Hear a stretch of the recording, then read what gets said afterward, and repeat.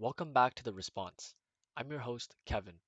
Today, we will be discussing the book Picture Us in the Light by Kelly Loy Gilbert. So let's get right into it. The protagonist, Danny, lives in Cupertino, California, and attends a competitive high school in Silicon Valley.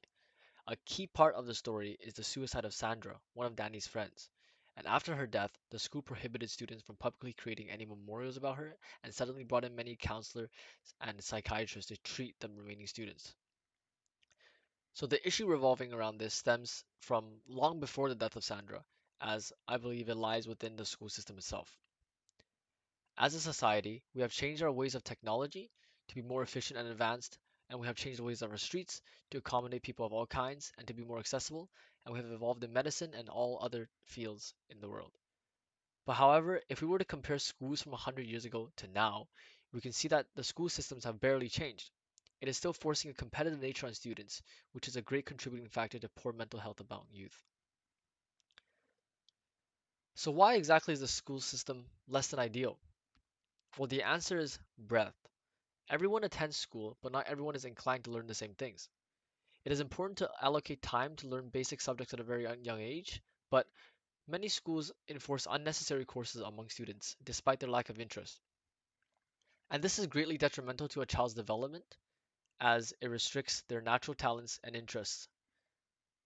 North American schools are better when resolving this issue compared to Asian schools, as they tend to reduce the number of required curriculum courses in the later years and allowing for a wider variety of electives such as art, programming, or dance.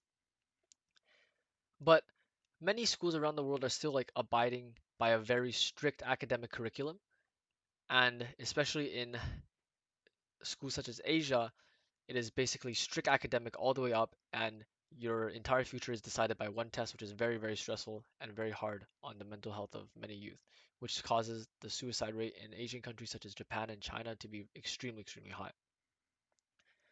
And this issue is worsened by the stigma revolving around going to a lesser known post secondary, especially in schools in high educated areas such as the school in Cupertino, which is next to a bunch of very famous universities, and that naturally brings stigma revolving going around to a national and post-secondary as many people are competing, and this also brings immense pressure and competition between the students due to the limited amount of spots in universities.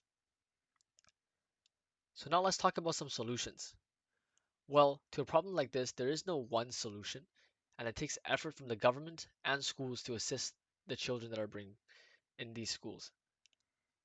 So extracurriculars in North America are extremely expensive. So many children who want to pursue or develop any skills outside of what schools have to offer are unable to do so due to the high costs. So to combat this, the government can subsidize the cost of pursuing any additional education outside of normal school, such as giving grants to local businesses to help reduce the costs, or just reducing the costs in general by by say waiving a fee off of uh, club fees or art class. So schools should also seek to promote a more group-centric working environment to develop stronger bonds between students, and encouraging collaboration also allows the development of crucial skills such as leadership, communication, and problem solving, which are all extremely useful in all aspects of life. So now to wrap things up, the current school system confines students into a single competitive group and does not allow talented individuals to develop their natural potential.